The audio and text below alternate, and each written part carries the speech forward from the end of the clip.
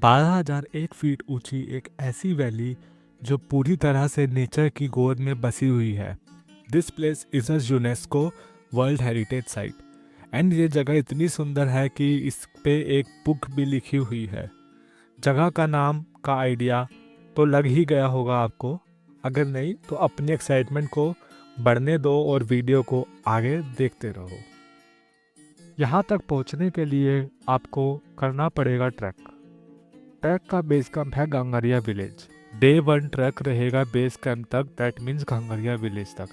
Day 1 trek की full video already हमारे channel पर है, so go and watch. The link is in the i button. तो अब शुरू करते हैं हम घांगरिया विलेज से अपने डे 2 ट्रैक को। तो अर्ली मॉर्निंग उठकर ट्रैक पर निकलने से पहले हमने किया ब्रेकफास्ट एंड साथ ही पैक करा लिया रेस्टोरेंट से ही लंच, जिसमें हम अपनी डेस्टिनेशन पर पहुंचकर खाएंगे। एंड साथ ही कुछ चॉकलेट्स, वाटर एंड स्नैक्स रास्ते के लिए रख लिए, क्योंकि इस ट्रैक पर और ना ही हमारी डेस्टिनेशन पर कोई शॉप, वॉशरूम्स एंड डस्टबिन्स नहीं है, as this is a UNESCO world heritage site. Snacks and lunch pack करके एंड अपने ट्रैकिंग अटायर में हम रेडी हैं अपने नेक्स्ट ट्रैक के लिए। ये ट्रैक करीब 4.5 किलोमीटर का है एंड ट्रैक के एंट्री गेट पर ही एक रजिस्ट्रेशन फॉर्म फिल करना होता है।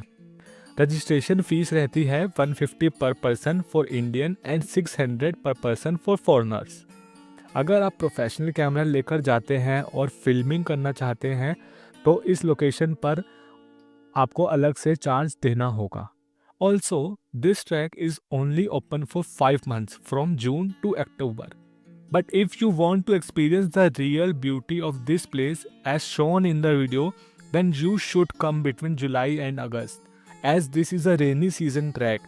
हम भी यहाँ अगस्त मंथ में आए and we were lucky to experience such nature in its full glory.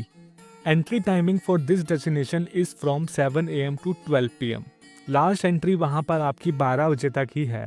आपको सेम डे शाम को 5 बजे तक आना होता है। Guys, we will definitely recommend you to do this trek if you love exploring nature and trekking. Registration करवाने के बाद हमने स्टार्ट कर दिया अपना track. We were very excited and happy that we are getting the chance to do this trek and visit this beautiful destination, as this place is so beautiful and adventurous which cannot be expressed in words. ऊंचे ऊंचे पहाड़ों के बीच से जाते हुए छोटे छोटे रास्ते, बीच में जंगल एरियाज, ऊंचे ऊंचे झरनों जो नदी में मिल रहे हैं, और वो नदी की आवाज़ और उसकी लहरों की गूंज, और उन पर से गुजरते हुए छोटे छोटे पुल, साथ ही चारों तरफ से नेचर से घिरे हुए नज़ारे एक अलग ही सेटिस्फेक्शन देते हैं। ये ट्रैक मॉडरेट है, it's not quite easy, as ये ट्रैक एंड डेस्टिनेशन काफ़ी हाइट पर है, तो जैसे आप ऊपर की ओर बढ़ते हैं यहाँ ऑक्सीजन लेवल भी कम होता रहता है, जो ट्रैक को और टफ बनाता है। फिर भी रास्ते में अपने साथ लाए स्नैक्स एंड चॉकलेट खाते हुए आसपास के नज़ारों, सुंदरता और ग्लेशियर के व्यू का मज़ा लेते हुए हम आगे बढ़ते चले। अगर आप भी हमारे साथ इस जर्नी का मज़ा ले रहे हो और ये जर्नी आपको भी खूबसूरत लग रही है तो वीडियो पर एक लाइक तो बनता है गाइस। आपके एक लाइक से हमको बहुत सपोर्ट मिलता है और हम ऐसी ही खूबसूरत डेस्टिनेशन को कवर करके आपके पास और ऐसी वीडियोस लाने की कोशिश करते रहते हैं।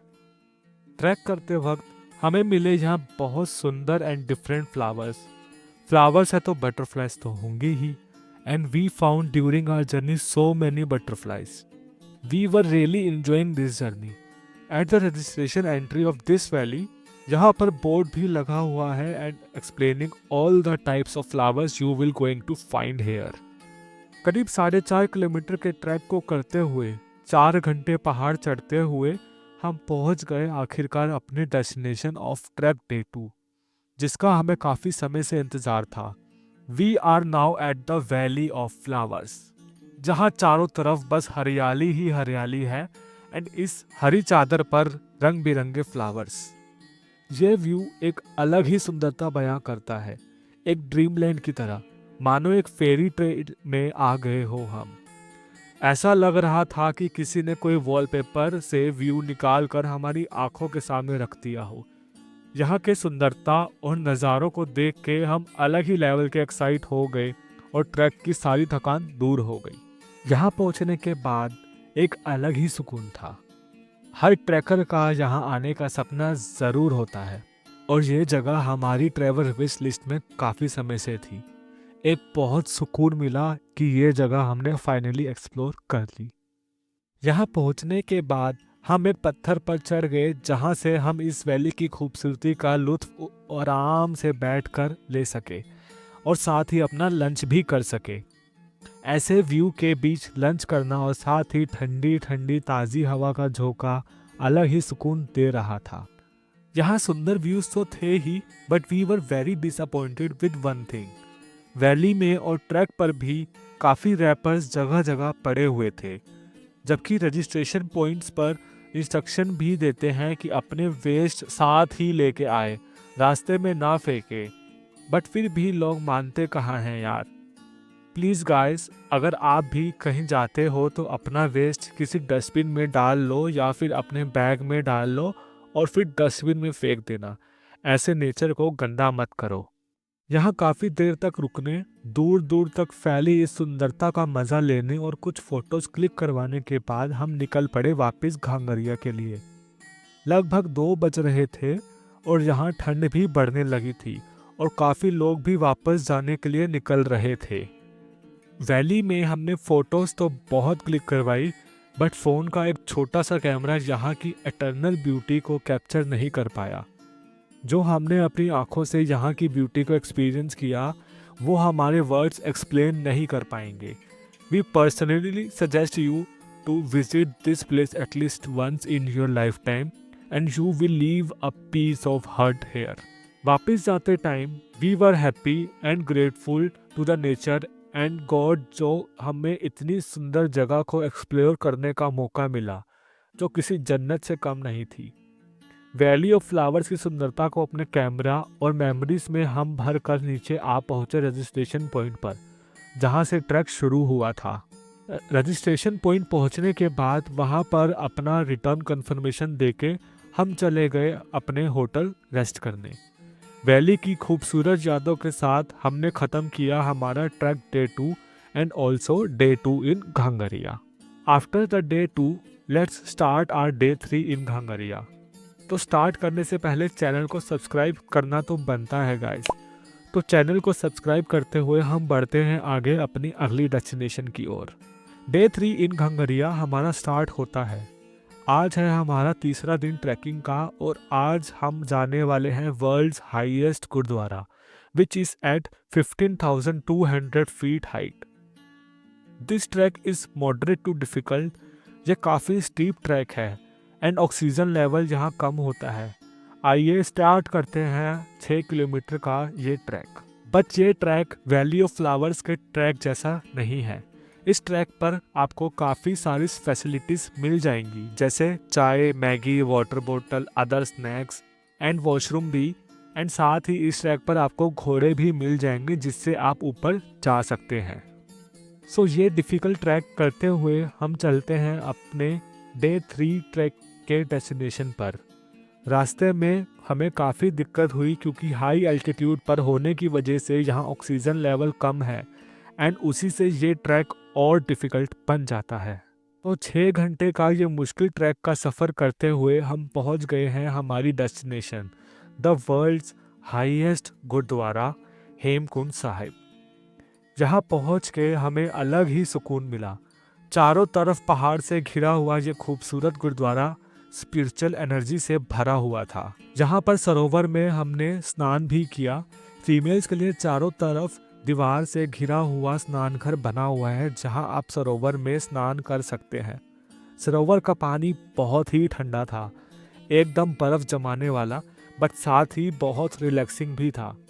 सरोवर के पवित्र जल में स्नान के बाद हम चल दिए गुरुद्वारे में हमने माथा टेका एंड हम अंदर बैठ गए। अरदास अटेंड करने के बाद और कड़ा प्रसाद लेते हुए हम चल दिए बाहर को।